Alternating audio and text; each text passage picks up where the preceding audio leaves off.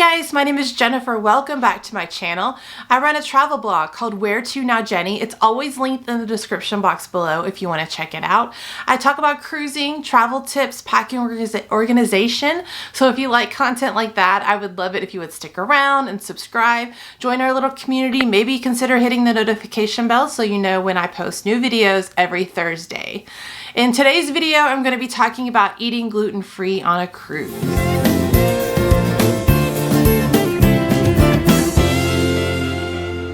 My first tip when going on a cruise with any dietary restriction, not just gluten, is to find out what the cruise line's special needs requirements are. For MSC and Holland America, it's just a form that you fill out that's attached to your reservation. For Norwegian, you need to tell them when you make your booking, or at least 30 days out. And that's something that you're gonna have to have your travel agent do, or if you book online, you have to call Norwegian directly and do that through a customer service person. I'm gonna tell you right now, I don't practice what I preach. I filled out the form for Holland America. They were amazing. I filled out the form for MSC, not so great. MSC could only guarantee gluten-free in the dining room, and quite honestly, I don't like the dining room on MSC. I much prefer the buffet. That trip for me was sort of I gotta figure it out for myself. Holland America, on the other hand, fabulous. Their buffet is great, their main dining room is great, their specialty dining is great. When we started going on Norwegian, I was sort of fending for myself. I mean, it was my fault. Completely my fault. I forgot to say it when I was making the reservation. I forgot to do it before I was 30 days out. Like right now as I sit here, we are 12 days out from our cruise on the Norwegian Bliss. I completely forgot to tell them. It's my fault. I'm just gonna have to make do. I'm not expecting any extras. I didn't tell them when we went on the Norwegian Sun, but they were still able to accommodate me in the specialty dining, which was great, and I really appreciated it. The only thing is that it was my birthday when we went on the Norwegian Sun, and they brought me a birthday cake, and the guy was like, "Here's your birthday cake. I'm sorry, you can't eat it," but it was completely my fault. They did everything they could do with what they had.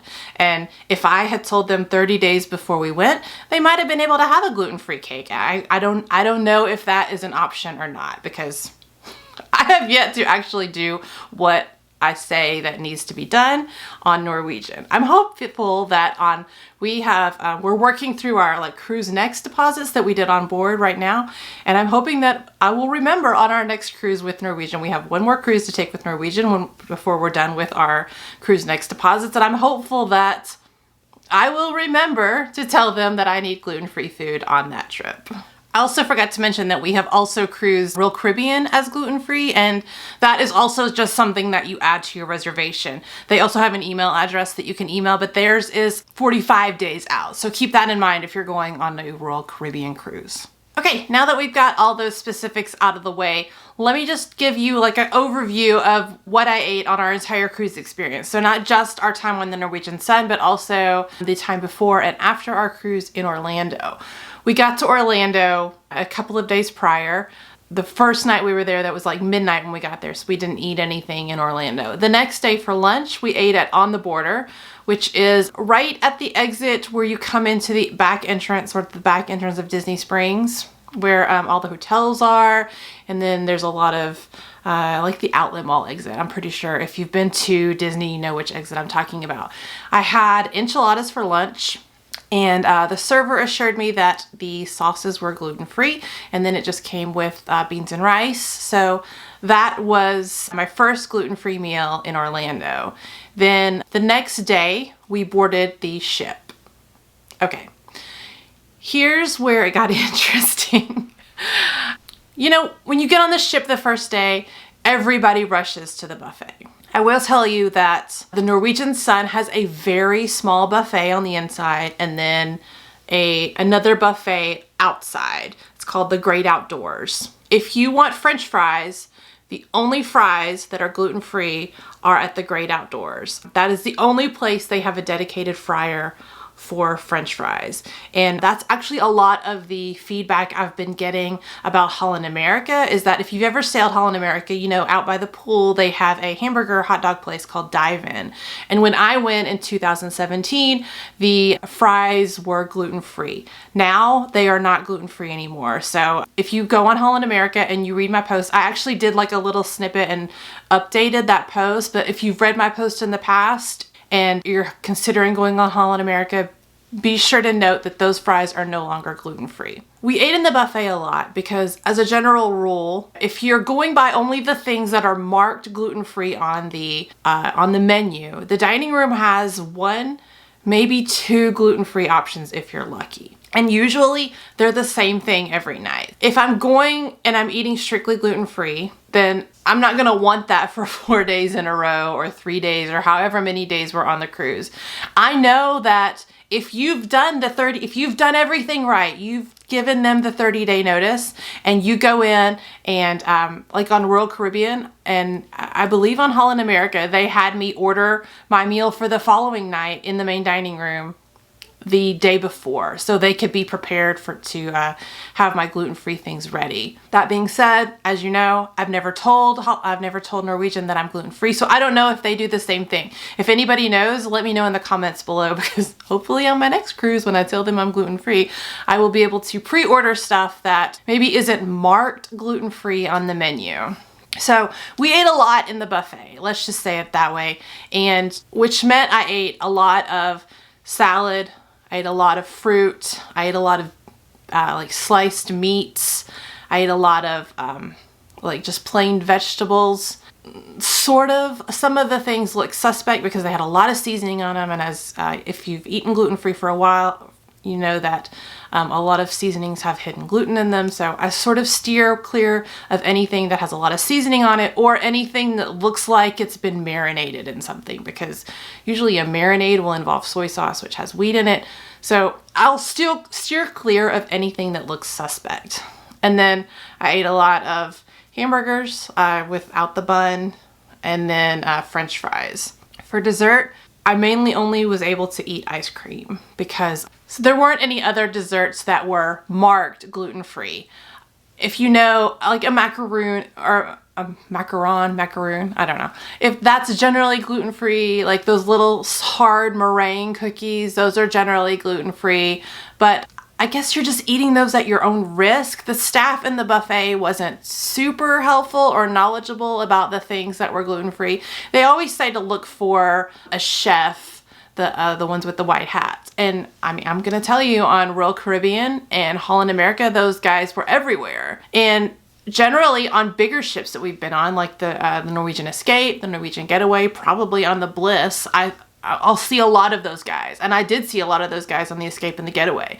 But on the Sun, because it was so small and the buffet area was so small, and the you know, like behind where the buffet lines are, like that's generally where you would see those guys. But I'm gonna say maybe 20 feet of that area was on the Sun. It was a very, very small area. You guys know what I mean. It was just small. There wasn't enough area for those guys to be back there, so they were a little harder to find. I feel like I'm rambling. I need to move on, but I'm not saying any of this to complain or anything. It was completely my fault. I did not fill out the form. I did not let Norwegian know that I was gluten-free. So none of this is complaining. I just want you guys to know.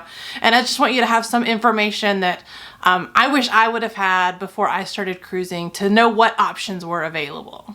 Now let's move on to the private island, Great Stirrup Cay.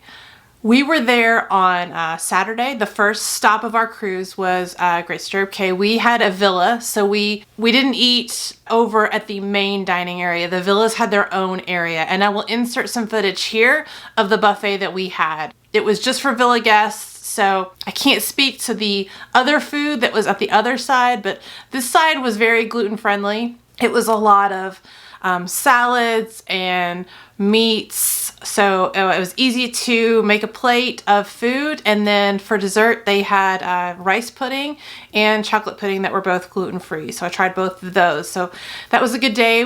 They brought to our villa an entire spread of fresh fruits, and also chips and salsa, which were also gluten-free. The salsa was fresh made there. So as a whole, everything, all the food was really good at Great Stirrup Cay. The last night of our cruise was my birthday, so we went to Los Lobos Mexican Cantina for dinner, and that was excellent. The waiters were very knowledgeable. They knew exactly what I could and couldn't have. He pointed out everything on the menu that I could have, things that they could modify to make it able for me to eat it. Like, for instance, I have the menu right here in front of me. The guacamole, the tableside guacamole was gluten-free. The queso fundido was gluten-free. For my meal, they had 2 enchilada offerings that were gluten-free that I could have, which were 2 enchiladas in a corn tortilla with Mexican rice and refried beans. However, I couldn't have the mole sauce. The mole sauce was not gluten-free, but that was the one with the chicken in it. The one with the verde sauce had pork in it, which I would much prefer chicken. So I asked him if I could have the enchiladas de verdes with chicken, and they were happy to oblige. So I'll insert a picture of that here. For our sides, I had the refried beans and the Mexican rice. All were gluten-free. And the food there was some of the best Mexican I've had on a ship. Sabor on Royal Caribbean was previously one of my absolute like ride or die favorites. And now, I mean, I'm thinking Los Lobos is pretty much in the lead now. That was really delicious, and I appreciated how accommodating they were, and they had a dedicated fryer for chips. It was excellent. We've already made our reservations for Los Lobos on our Bliss trip, so I'm really excited and looking forward to that. Once we disembarked the ship on Monday, we had a few hours to kill in Orlando before our flight home that evening, and we decided to spend it at Disney Springs. There are a lot of gluten-free options, great gluten-free options at Disney Springs. The fish and chips at Raglan Road, I've heard, are really excellent. The gluten-free onion rings, also really excellent. I've heard good things about Deluxe Burger. So any of those would be really great options. We ended up at the Earl of Sandwich. And I had thought in the past that the Earl of Sandwich had gluten-free bread, but that wasn't an offering when we went there this time. If anybody knows if they used to have it, is that just gone and I just didn't notice, or if they never had it and I'm just crazy, let me know down in the comments below. So at the Earl of Sandwich, I just got a salad. Wanted something kind of light on my stomach because we were about to fly home that evening. I didn't want anything really heavy. We were flying Spirit. I knew I was going to be a little uncomfortable anyway, so a salad it was. It was good. And then, you know, I couldn't leave Disney Springs without having a Mickey head and a Dole Whip. So that was the food end, a great food end to a great cruise and a great trip. All right, that is everything I ate gluten-free on our entire cruise experience, not just the cruise, but also in Orlando the day before and the day after. If you have any questions about being gluten-free on a cruise or anything of that nature, I'd be happy to try to help. And if not, if I can't help, I could probably point you in the right direction. So let me know in the comments below if you have any questions, and I will see you guys in my next video. Thanks for watching, guys. Bye.